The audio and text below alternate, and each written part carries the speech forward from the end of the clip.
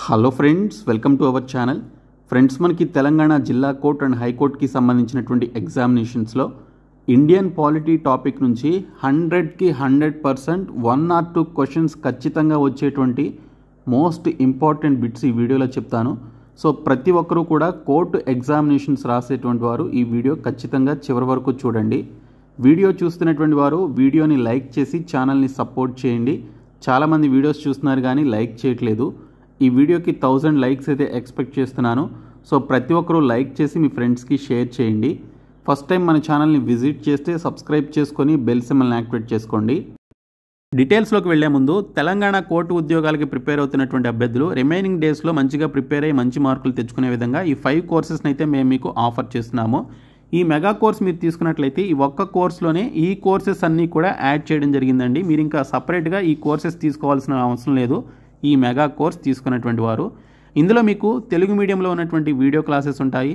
25 mock tests English medium and Telugu మీడియంలో మాక్ టెస్ట్లు అయితే ఉన్నాయి. అలాగే ఇంగ్లీష్ మెగా టెస్ట్ సిరీస్ కూడా ఇందులోనే యాడ్ చేయడం జరిగింది. మీరు సపరేట్గా తీసుకుంటే 99 రూపీస్ సపరేట్గా పే చేయాలి, కానీ ఇందులోనే ఈరోజు యాడ్ చేయడం జరిగింది. అలాగే కంప్యూటర్ నాలెడ్జ్కి సంబంధించినటువంటి కోర్స్ కూడా ఇందులోనే యాడ్ చేశాము. అలాగే 30,000 ప్లస్ బిట్స్ ఉన్నటువంటి జీకే అండ్ ఇంగ్లీష్కి సంబంధించిన పీడిఎఫ్ కోర్స్ కూడా ఇందులోనే యాడ్ చేశాము. కాబట్టి మీరు ఈ ఒక్క కోర్స్ తీసుకుంటే చాలు, మీకు అన్నీ కూడా యాక్సెస్ అవుతాయి. లేదు మీకు సపరేట్గా కావాలి అనుకుంటే ఇంగ్లీష్ మెగా టెస్ట్ సిరీస్ 99 రూపీస్కి అందిస్తున్నాం. 25 మాక్ టెస్ట్లు 199 రూపీస్కి అందిస్తున్నాం. పీడిఎఫ్ కోర్సు 199 రూపీస్కి అందిస్తున్నాం. ఇందులో మీకు 30,000 ప్లస్ బిట్స్ ఉన్నటువంటి పీడిఎఫ్స్ ఉంటాయి. అలాగే ఇంగ్లీష్ అండ్ తెలుగు మీడియంలో ఈ బిట్స్ అన్నీ కూడా ఉంటాయన్నమాట, జీకే అండ్ ఇంగ్లీష్కి సంబంధించి. అలాగే మీకు స్టాటిక్ జీకే కరెంట్ అఫైర్స్ కూడా ఇందులోనే ఉంటాయి. ఇంకా కంప్యూటర్ నాలెడ్జ్కి సంబంధించి 49 రూపీస్కి ఈ కోర్స్ అయితే అందిస్తున్నాము. సో ఇక్కడ చూసుకుంటే mega course, PDF course, computer knowledge course, ఇక్కడ టీఎస్ ఎగ్జామ్స్ అనేటువంటి ఈ బాక్స్లో ఉంటుంది యాప్ హోమ్ పేజ్లో. ఇంకా English test series 25 mock test వచ్చేసి టెస్ట్ సిరీస్ అనేటువంటి ఈ పర్టికులర్ బాక్స్లో అయితే ఉంటుంది. సో మీరు యాప్ని డౌన్లోడ్ చేసుకొని మీరు హోమ్ పేజ్లోకి వచ్చినట్లయితే ఈ 2 బాక్స్లు ఓపెన్ చేసి మీరు ఈ కోర్సెస్ అయితే తీసుకోండి. సో డిస్క్రిప్షన్లో యాప్ లింక్ ఉంటుంది, చూడండి. ఫ్రెండ్స్, మనకి భారత రాజ్యాంగంలో అంటే ఇండియన్ పాలిటీలో భారత రాజ్యాంగాన్ని మొత్తం ఎన్ని భాగాలుగా విభజించారు, ఆ భాగాల్లో ఏ పర్టికులర్ పార్ట్లో ఏ ఆర్టికల్స్ గురించి మెన్షన్ చేయడం జరిగింది అని చెప్పేసి మనకి ప్రతి కాంపిటేటివ్ ఎగ్జామినేషన్లో అడిగేటువంటి క్వశ్చన్స్ అండి. సో మనకి ఒరిజినల్ కాన్స్టిట్యూషన్ని 22 పార్ట్స్గా డివైడ్ చేశారు కదా. సో ఈ 22 పార్ట్స్లో ఏ పార్ట్లో ఏ ఆర్టికల్స్ గురించి మెన్షన్ చేయడం జరిగింది అనేది ఈ వీడియోలో క్లియర్గా చెప్తాను. కోర్ట్ ఎగ్జామినేషన్స్లో 100% మనకి ఈ పర్టికులర్ టాపిక్ నుంచి 1 or 2 క్వశ్చన్స్ ఖచ్చితంగా వస్తాయండి. కాబట్టి చివరి వరకు చూడండి. ముఖ్యంగా మనకి ఒరిజినల్ కాన్స్టిట్యూషన్లో 395 ఆర్టికల్స్ ఉన్నాయి. వాటిని 22 పార్ట్స్గా డివైడ్ చేశారు. 8 షెడ్యూల్స్ కూడా ఉన్నాయి. సో ఇప్పుడు ఈ 395 ఆర్టికల్స్లో ఈ 22 పార్ట్స్లో ఏ పార్ట్లో ఏ ఆర్టికల్స్ గురించి మెన్షన్ చేయడం జరిగిందనేది ఇక్కడ లిస్టుతో పాటు ఆబ్జెక్టివ్ టైప్ క్వశ్చన్స్ కూడా చెప్తాను, మీరు చివరి వరకు చూడండి. సో ముందుగా చూసుకున్నట్లయితే పార్ట్ 1లో మనకి ఆర్టికల్ 1 to 4 వరకు union and its territory, union మరియు భారత భూభాగం గురించి మెన్షన్ చేయడం జరిగింది. సో ఆర్టికల్ 1 to 4, ఆర్టికల్ 1, 2, 3, 4 ఈ యొక్క 4 ఆర్టికల్స్ కూడా మనకి పార్ట్ 1లో అయితే ఉన్నాయి. ఇవి మనకి యూనియన్ అండ్ ఇట్స్ టెరిటరీ గురించి మెన్షన్ చేయడం జరిగింది. ఇంకా ఆర్టికల్ 5 నుంచి ఆర్టికల్ 11 వరకు సిటిజన్షిప్ గురించి తెలిపేటువంటి యొక్క ఆర్టికల్స్ ఏవైతే ఉన్నాయో ఇవి మనకు పార్ట్ 2 ఆఫ్ ఇండియన్ కాన్స్టిట్యూషన్లో యాడ్ చేశారు. అలాగే ఆర్టికల్ 12 నుంచి ఆర్టికల్ 35 వరకు ఫండమెంటల్ రైట్స్కి సంబంధించినటువంటి ఆర్టికల్స్ అన్నీ కూడా పార్ట్ 3 ఆఫ్ ఇండియన్ కాన్స్టిట్యూషన్లో మనకి పెట్టడం జరిగింది. సో ఇక్కడ ఫండమెంటల్ రైట్స్కి సంబంధించినటువంటి యొక్క ఆర్టికల్స్ ఏవైతే ఉన్నాయో ఆర్టికల్ 12 to 35 ఈ ఆర్టికల్స్ అన్నీ కూడా మీరు చదువుకొని వెళ్ళండి. మనకి ఆర్టికల్స్లో ఎక్కువగా అడిగేటువంటి ఆర్టికల్స్ ఏమైనా ఉన్నాయి అంటే ఈ ఫండమెంటల్ రైట్స్ అండి. కాబట్టి మీరు ఆర్టికల్ 12 to ఆర్టికల్ 35 వరకు ఉన్నటువంటి ప్రతి ఆర్టికల్ గురించి మీరు చదువుకొని వెళ్ళండి. ఖచ్చితంగా ఒక బిట్ అయితే వస్తుంది. సో మనకి ఇక్కడ ఆర్టికల్ 12 to 35 వరకు ఉన్నటువంటి ఒక ఆర్టికల్స్ ఫండమెంటల్ రైట్స్కి సంబంధించిన ఆర్టికల్స్ అన్నీ కూడా పార్ట్ 3 ఆఫ్ ఇండియన్ కాన్స్టిట్యూషన్లో యాడ్ చేశారు. అలాగే మనకి డైరెక్టివ్ ప్రిన్సిపల్స్కి సంబంధించినటువంటి ఆర్టికల్ 36 to 51 వరకు ఉన్నటువంటి యొక్క ఆర్టికల్స్ని పార్ట్ 4 ఆఫ్ ఇండియన్ కాన్స్టిట్యూషన్లో యాడ్ చేయడం జరిగింది. మరొక ఇంపార్టెంట్ బిట్ వచ్చేసి ఫండమెంటల్ డ్యూటీస్ అండి. So article 51A fundamental duties గురించి తెలిపేటువంటి ఈ యొక్క ఆర్టికల్ 51A మనకి పార్ట్ 4Aలో యాడ్ చేశారు. సో పార్ట్ 4లోనేమో directive principles of state policies గురించి ఆర్టికల్ 36 to 51 వరకు ఉన్నటువంటి ఆర్టికల్స్ని యాడ్ చేస్తే ఆర్టికల్ 4Aలో ఫండమెంటల్ డ్యూటీస్ గురించి ఆర్టికల్ 51A మనకి ఫండమెంటల్ డ్యూటీస్ గురించి తెలుపుతుంది. సో ఈ ఆర్టికల్స్ని యాడ్ చేయడం జరిగింది. తర్వాత ది యూనియన్, ఓకే, భారత కేంద్రానికి సంబంధించి, ఓకే, సో యూనియన్ అంటే మనకి అన్నీ కలిపి అనమాట. సో మన భారత ప్రభుత్వం గురించి తెలిపేటువంటిది. సో ఇది ఆర్టికల్ 52 to ఆర్టికల్ 151 వరకు ఉన్నటువంటి ఆర్టికల్స్ అన్నిటి గురించి తెలిపేటువంటి ఈ పర్టికులర్ ఆర్టికల్స్ ఏవైతే ఉన్నాయో ది యూనియన్ని పార్ట్ 5 ఆఫ్ ఇండియన్ కాన్స్టిట్యూషన్లో యాడ్ చేయడం జరిగింది. ఇంకా ది స్టేట్స్, రాష్ట్రాల గురించి తెలిపేటువంటి ఆర్టికల్స్ 152 to 237 మధ్య ఉన్నటువంటి యొక్క ఆర్టికల్స్ ఏవైతే ఉన్నాయో ఈ ఆర్టికల్స్ అన్నీ కూడా పార్ట్ 6లో యాడ్ చేయడం జరిగింది. అలాగే ఇక్కడ మనకి చూసినట్లయితే repealed by constitution 7th amendment యాక్ట్కి సంబంధించినటువంటి ఈ పర్టికులర్ ఆర్టికల్స్ ఏవైతే ఉన్నాయో సో ఇవి మనకి పార్ట్ 7లో యాడ్ చేశారు. ఇది 1956 ప్రకారం 7th amendment act repealed by కాన్స్టిట్యూషన్కి సంబంధించినటువంటి యొక్క డీటెయిల్స్ ఏవైతే ఉన్నాయో ఇవన్నీ కూడా పార్ట్ 7లో యాడ్ చేయడం జరిగింది. అలాగే మనకి the union territories, okay, so భారత భూభాగానికి సంబంధించినటువంటి యొక్క ఆర్టికల్ 239 to 242 మధ్య ఉన్నటువంటి ఈ యొక్క కేంద్ర పాలిత ప్రాంతానికి సంబంధించినటువంటి ఈ యొక్క యూనియన్ టెరిటరీస్ ఏవైతే ఉన్నాయో సో ఈ పర్టికులర్ ఆర్టికల్స్ని పార్ట్ 8లో మనకి ఇక్కడ యాడ్ చేయడం జరిగింది.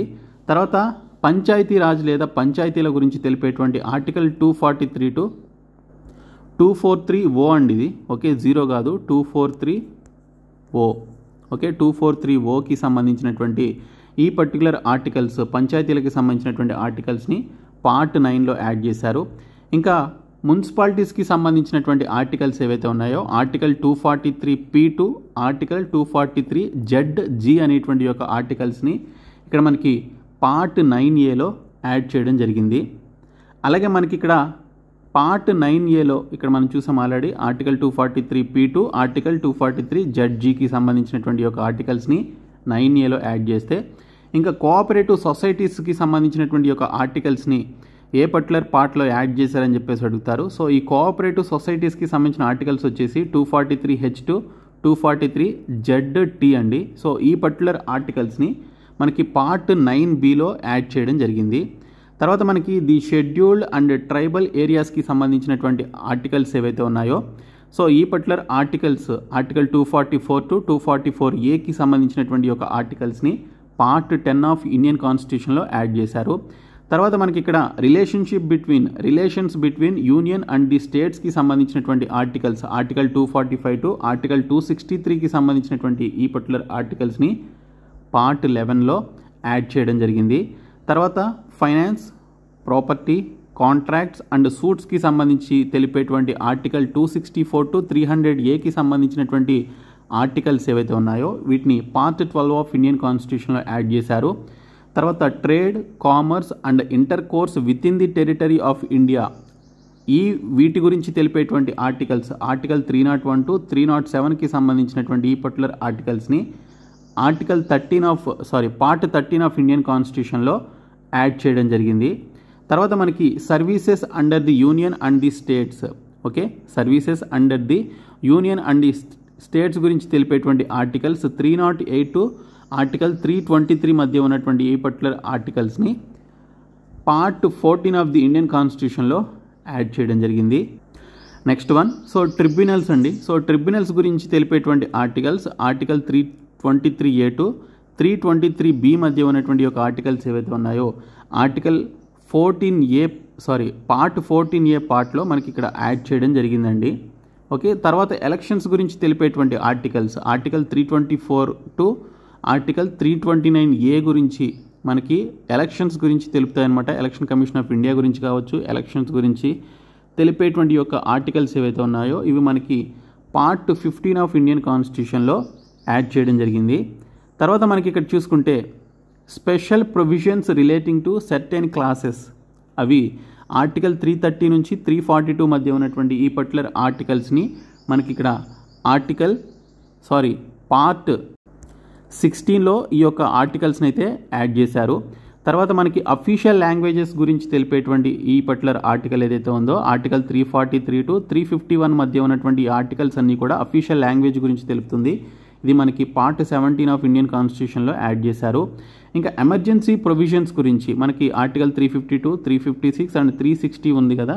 సో ఇవి మనకి స్టేట్, సెంట్రల్ అలాగే ఫైనాన్స్ ఎమర్జెన్సీస్ గురించి తెలిపేటువంటి ఆర్టికల్స్. అయితే ఆర్టికల్ 352 నుంచి 360 మధ్య ఉన్నటువంటి ఈ 8 ఆర్టికల్స్ గురించి, ఎమర్జెన్సీ ప్రొవిజన్స్ గురించి తెలిపేటువంటి యొక్క 8 articles part 18th of the Indian కాన్స్టిట్యూషన్లో మనకి ఇక్కడ ఇవి యాడ్ చేయడం జరిగింది. ఇంకా కొన్ని మిస్లేనియస్ ఆర్టికల్స్ ఉంటాయి, అవి మనకి ఆర్టికల్ 361 టు 367 మధ్య ఉన్నాయి. ఇవి మనకి పార్ట్ 19 ఆఫ్ ఇండియన్ కాన్స్టిట్యూషన్లో యాడ్ చేశారు.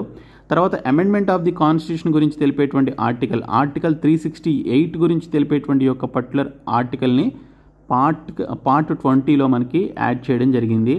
తర్వాత టెంపరరీ, ట్రాన్సిషనల్ అండ్ స్పెషల్ ప్రొవిజన్స్కి సంబంధించి ఆర్టికల్ 369 టు ఆర్టికల్ 392కి సంబంధించినటువంటి ఈ పర్టికులర్ ఆర్టికల్స్ గురించి తెలిపేటువంటి వీటిని మనకి పార్ట్ 21 ఆఫ్ ఇండియన్ కాన్స్టిట్యూషన్లో యాడ్ చేయడం జరిగింది.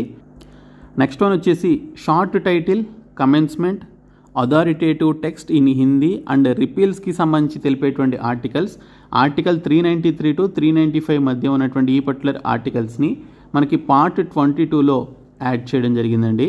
సో ఇవి మనకి టోటల్ 22 పార్ట్స్గా డివైడ్ చేసినటువంటి యొక్క భారత రాజ్యాంగానికి సంబంధించిన ఆర్టికల్స్ ఏవైతే ఉన్నాయో, సో ఇవి మనకి ఏ పర్టికులర్ ఆర్టికల్స్ని ఏ పార్ట్లో యాడ్ చేశారనేది మనకి నెక్స్ట్ జరగబోయేటువంటి కోర్ట్ ఎగ్జామినేషన్స్లో అడగడానికి అవకాశం ఉన్నటువంటి పార్ట్స్ అనమాట. సో ఈ పీడిఎఫ్స్ నేను మీకు 199 రూపీస్ కోర్సులో ప్రొవైడ్ చేశాను, అలాగే 399 రూపీస్ మెగా కోర్సులో కూడా యాడ్ చేయడం జరిగింది.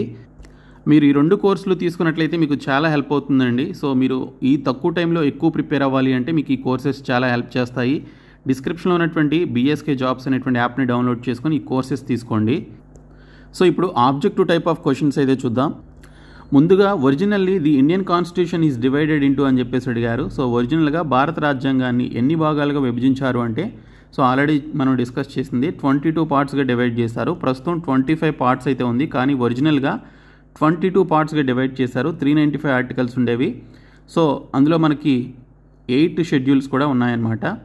ఓకే, సో 22 పార్ట్స్ అనేది ఇక్కడ మనకి రైట్ ఆన్సర్. 22 భాగాలుగా విభజించడం జరిగింది. సో ఇక్కడ దీనికి సంబంధించినటువంటి ఎక్స్ప్లెనేషన్ మీరు చూడొచ్చు. వాస్తవానికి భారత రాజ్యాంగం 22 భాగాలుగా విభజించబడింది. ఇందులో 395 ఆర్టికల్స్ మరియు 8 షెడ్యూల్ ఉన్నాయి. జనవరి 26, 1950 నుంచి ఇవి మనకి అమల్లోకి అయితే వచ్చిందనమాట ఈ భారత రాజ్యాంగం అనేది. కాలక్రమేణా వివిధ సవరణల ద్వారా మనకి ఇక్కడ ఈ ఆర్టికల్స్ సంఖ్య వచ్చేసి సుమారు 470 వరకు పెరిగిందనమాట ప్రస్తుతం చూసుకుంటే. ఓకే, సో ప్రస్తుతం మనకి ఇప్పుడు ఈ రోజు వరకు చూసుకుంటే 470కి పెరగడం జరిగింది. సో మరియు షెడ్యూల్ సంఖ్య 12కు పెరిగింది. ఆర్టికల్స్కి సంబంధించినటువంటి విభాగాల సంఖ్య 25కి పెరిగిందనమాట.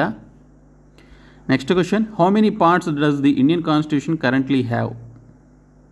ప్రస్తుతం భారత రాజ్యాంగంలో ఎన్ని భాగాలు ఉన్నాయని చెప్పేసి అడిగారు. సో ప్రస్తుతానికి మనకి 25 భాగాలు అయితే ఉన్నాయి. సో ఆల్రెడీ మనం చెప్పుకున్నదే. Next question, part 20 of Indian constitution is related to which అని చెప్పేసి అడిగారు. సో ఇక్కడ చూసుకున్నట్లయితే భారత రాజ్యాంగంలోని 20వ భాగం దేనికి సంబంధించింది అని చెప్పేసి అడిగారు. సో ఇది మనకి రాజ్యాంగ సవరణ గురించి తెలిపేటువంటి, అమెండ్మెంట్ ఆఫ్ ది కాన్స్టిట్యూషన్ గురించి తెలిపేటువంటి ఆర్టికల్ అనమాట. సో ఆ ఆర్టికల్ వచ్చేసి ఆర్టికల్ 368 అండి. ఓకే, సో భారత రాజ్యాంగంలో ఏదైనా పర్టికులర్ అంశాన్ని అమెండ్మెంట్ చేయాలి అంటే ఆర్టికల్ 368 ప్రకారం ఈ యొక్క 20వ భాగంలో ఉన్నటువంటి భారత రాజ్యాంగంలోని 20వ భాగంలో ఉన్నటువంటి amendment of the constitution article 368 ప్రకారం ఆ పర్టికులర్ అంశాన్ని లేదా ఆర్టికల్స్ని అమెండ్మెంట్ అయితే చేస్తారు. తర్వాత according to the Indian constitution which of the following is an incorrect pair అని చెప్పేసి అడిగారు. భారత రాజ్యాంగం ప్రకారం క్రింది వాటిలో సరికాని జత ఏమిటి? సో ఇక్కడ మీరు ఇచ్చినటువంటి ఆప్షన్స్లో చూసుకుంటే సిటిజన్షిప్ అనేది పార్ట్ 2లో ఉంది, directive principles of state policies అనేది పార్ట్ 4లో ఉంది, కరెక్టే. ఇంకా మనకి ఫండమెంటల్ డ్యూటీస్ పార్ట్ 4A ఉంది. ది యూనియన్ టెరిటరీస్ అనేది పార్ట్ 9 అయితే కాదండి. సో ఇక్కడ చూసుకుంటే ఇది పంచాయత్స్కి సంబంధించింది కాబట్టి ఆప్షన్ డి దీనికి సంబంధించినటువంటి కరెక్ట్ ఆన్సర్ అనమాట. So part 9 of the Indian constitution consists of the Panchayat and has articles from 243 to 243 అనేది మనకి ఇక్కడ రైట్ ఆన్సర్ కాబట్టి. సో ఇక్కడ ఈ పర్టికులర్ ఆప్షన్ రాంగ్ మ్యాచింగ్ అయితే ఇచ్చాడు కాబట్టి పార్ట్ డి ఆప్షన్ డి అనేది దీనికి సంబంధించిన right answer. Next question, which of the following part of Indian constitution deals with the emergency provisions? Okay, so భారత రాజ్యాంగంలోని ఏ భాగం ఎమర్జెన్సీ నిబంధనలకు సంబంధించింది?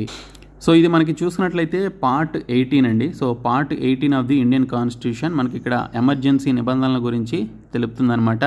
సో ఆ ఎమర్జెన్సీస్ వచ్చేసి మనకి ఆర్టికల్ 352 వచ్చేసి నేషనల్ ఎమర్జెన్సీ, ఆర్టికల్ 356 వచ్చేసి మనకి ఇక్కడ స్టేట్ ఎమర్జెన్సీ అనమాట. సో ప్రెసిడెంట్స్ రూల్ కింద ఉంటుంది.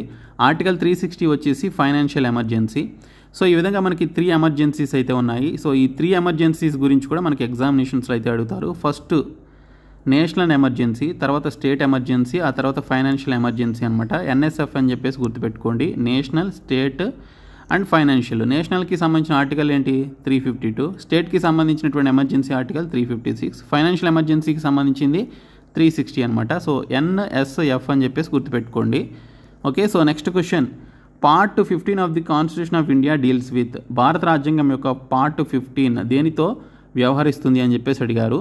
సో ఇది చూసుకున్నట్లయితే మనకి భారత ఎలక్షన్స్కి సంబంధించినటువంటి యొక్క నిబంధనల గురించి తెలిపేటువంటి ఆర్టికల్స్ అయితే అందులో ఉంటాయి. సో పార్ట్ 15 అనేది దాని గురించి తెలుపుతుంది. సో ఇక్కడ చూసుకున్నట్లయితే పార్ట్ 17 కంటైన్స్ మనకి 343 to 351 అఫీషియల్ లాంగ్వేజెస్ గురించి తెలుపుతుంది. ఇంకా మనకి పార్ట్ 20 వచ్చేసి 368 అనమాట, amendment of the Indian constitution గురించి తెలుపుతుంది. పార్ట్ 18 వచ్చేసి మనకి ఇక్కడ ఆర్టికల్ 352 to 360 ఎమర్జెన్సీ ప్రొవిజన్స్ గురించి తెలుపుతుందండి. So next question, the right to privacy is mentioned under which part of the Indian constitution? భారత రాజ్యాంగంలోని ఏ భాగంలో గోప్యతా హక్కు ప్రస్తావించబడింది అని చెప్పేసి అడిగారు. సో ఇక్కడ మనకి గోప్యతా హక్కు అన్నాడు. సో ఇక్కడ హక్కుల గురించి తెలిపేటువంటి ఆర్టికల్స్ ఏంటి? Article 12 to article 35. ఓకే, ఇవన్నీ కూడా ఫండమెంటల్ రైట్స్ గురించి రావడం జరుగుతుంది. ఈ ఫండమెంటల్ రైట్స్ గురించి ఉన్నటువంటి యొక్క 12 to 35 ఆర్టికల్స్ అన్నీ కూడా మనకి పార్ట్ 3 ఆఫ్ ఇండియన్ కాన్స్టిట్యూషన్లో ఉన్నాయి కాబట్టి సో ఆప్షన్ డి అనేది రైట్ ఆన్సర్. ఇక్కడ మనకి గోప్యతా హక్కు గురించి తెలిపేది ఆర్టికల్ 21 అనమాట. సో ఆర్టికల్ 21 అనేది మనకి ఫండమెంటల్ రైట్స్లో ఒక భాగం. So article 21 of the Indian constitution says that no person shall be deprived of his life or personal liberty except according to the procedure established by law అని చెప్పేసి ఇచ్చారు. భారత రాజ్యాంగంలోని ఆర్టికల్ 21 ప్రకారం చట్టం ద్వారా స్థాపించబడినటువంటి ప్రక్రియ ప్రకారం తప్ప ఏ వ్యక్తి తన జీవితాన్ని లేదా వ్యక్తిగత స్వేచ్ఛను కోల్పోకూడదు అని చెప్పేసి ఈ ఆర్టికల్ 21 అయితే తెలుపుతుంది. Next question, which part of Indian constitution deals with the union territories? భారత రాజ్యాంగంలోని ఏ భాగం కేంద్రపాలిత ప్రాంతాలకు సంబంధించింది? సో ఇది చూసుకున్నట్లయితే మనకి article 8 of part 8 of Indian constitution అండి. పార్ట్ 8లో మనకి ఇక్కడ కేంద్రపాలిత ప్రాంతాలకి సంబంధించి తెలుపుతుందన్నమాట. సో కేంద్రపాలిత ప్రాంతాల గురించి వాటి యొక్క పరిపాలన వివరించేటువంటి అధికరణలు అంటే ఆర్టికల్స్ 239 to 242 మధ్య ఉన్నటువంటి యొక్క ఆర్టికల్స్ ఈ యొక్క కేంద్రపాలిత ప్రాంతాల గురించి తెలుపుతుందన్నమాట. ఇంకా in which part of the constitution Panchayati Raj related to provisions have been implemented? రాజ్యాంగంలోని ఏ భాగంలో పంచాయతీరాజ్ సంబంధిత నిబంధనలను అమలు చేశారని చెప్పేసి అడిగారు. సో ఇది చూసుకున్నట్లయితే మనకి పంచాయతీరాజ్ వచ్చేసి పార్ట్ 9 అండి. సో పార్ట్ 9లో మనకి పంచాయత్స్ గురించి ఎక్స్ప్లెయిన్ చేశారనమాట. So 73rd amendment 1992 added a new part 9 to the constitution అని చెప్పేసి అడిగారు. సో 1992లో చేసినటువంటి 73వ రాజ్యాంగ సవరణని ఈ పార్ట్ 9 ద్వారా ఈ యొక్క పార్ట్ 9కి సంబంధించినటువంటి రాజ్యాంగంలో యాడ్ చేయడం జరిగింది. Next question, part 17 of the Indian constitution deals with అని చెప్పేసి అడిగారు. భారత రాజ్యాంగంలోని 17వ భాగం దేని గురించి వివరిస్తుంది అని చెప్పేసి అడగడం జరిగింది. సో ఇది చూసుకున్నట్లయితే మనకి అఫీషియల్ లాంగ్వేజ్ అధికార భాష గురించి తెలిపేటువంటి పార్ట్ అనమాట. సో ఇక్కడ మనకి భారత రాజ్యాంగంలోని 17వ భాగం 16 కాదు 17వ భాగం అధికార భాష ఆర్టికల్స్ 343 నుంచి 351 గురించి వివరిస్తుందన్నమాట. ఇది అధికార భాష ప్రయోజనాల కోసం హిందీ, ఇంగ్లీష్ మరియు ప్రాంతీయ భాషలో ఉపయోగించడాన్ని ఇది కవర్ చేస్తుంది. సో ఇది 17వ భాగం. సో ఈ 17వ భాగం అనేది అధికార భాష గురించి అఫీషియల్ లాంగ్వేజెస్ గురించి తెలిపేటువంటి article. Next question, centre state relations is mentioned in which part of Indian constitution? భారత రాజ్యాంగంలోని ఏ భాగంలో కేంద్ర రాష్ట్ర సంబంధాల గురించి ప్రస్తావించారని చెప్పేసి అడిగారు. సో ఇది మనకి చూసుకున్నట్లయితే ఆర్టికల్ అని చెప్పేసి వస్తుంది, ఆర్టికల్ కాదు పార్ట్ అనమాట. So part 11th of Indian constitution అండి. సో పార్ట్ 11లో మనకి ఇక్కడ కేంద్ర రాష్ట్ర సంబంధాలకు సంబంధించినటువంటి విషయాల గురించి ప్రస్తావించడం జరిగిందనమాట. సో ఇక్కడ చూసుకున్నట్లయితే శాసన సంబంధాలు ఆర్టికల్ 245 నుంచి 255 మధ్య అయితే ఉంటాయి. అలాగే అడ్మినిస్ట్రేటివ్ రిలేషన్స్ వచ్చేసి ఆర్టికల్ 256 నుంచి 263 మధ్య ఉంటాయి. ఆర్థిక సంబంధాలు వచ్చేసి ఆర్టికల్ 268 నుంచి 293 మధ్య ఉంటాయన్నమాట. సో ఈ పార్ట్ 11 అనేది కేంద్ర రాష్ట్ర సంబంధాల గురించి తెలిపేటువంటి పార్ట్ ఇది. Which of the following is not correctly matched as per constitution of India? భారత రాజ్యాంగం ప్రకారం ఈ క్రింది వాటిలో ఏది సరిగ్గా సరిపోలదు? సో ఇక్కడ చూసుకున్నట్లయితే మనకి ఒకసారి మీరు గమనించండి ఆప్షన్స్. సో పంచాయతీస్ గురించి తెలిపేది 9వ భాగం అంటే పార్ట్ 9. మున్సిపాలిటీస్ గురించి తెలిపేది ఇక్కడ 9A అనమాట, 12A కాదు. సో 9A పార్ట్ ఇది. తర్వాత కోఆపరేటివ్ సొసైటీస్ గురించి తెలిపేది 9B అనమాట. సో ఇక్కడ చూసుకుంటే మనకి ఈ ట్రిబ్యునల్ పార్ట్ వచ్చేసి 10th పార్ట్ అయితే కాదు. సో కాబట్టి ఇది మనకి రాంగ్ మ్యాచింగ్, కాబట్టి ఇదే మనకి correct answer. So option D దీనికి సంబంధించినటువంటి రైట్ ఆన్సర్ అండి. Next question, which of the following range of articles are associated with the part 15 of the Indian constitution? ఈ క్రింది ఆర్టికల్స్లో ఏది భారత రాజ్యాంగంలోని 15వ భాగానికి సంబంధించింది? సో ఇక్కడ చూసుకుంటే మనకి ఆర్టికల్ 324 నుంచి 329 మధ్య ఉన్నటువంటి ఆర్టికల్స్ అండి. ఇవి మనకి ఎలక్షన్స్ గురించి, ఓకే, ఎలక్షన్స్ గురించి తెలిపేటువంటి articles. Next question, which is the only part of the constitution that has been completely removed? రాజ్యాంగంలో పూర్తిగా తొలగించినటువంటి ఏకైక భాగం ఏది? సో కంప్లీట్గా రిమూవ్ చేసినటువంటి పర్టికులర్ పార్ట్ వచ్చేసి పార్ట్ 7 అండి.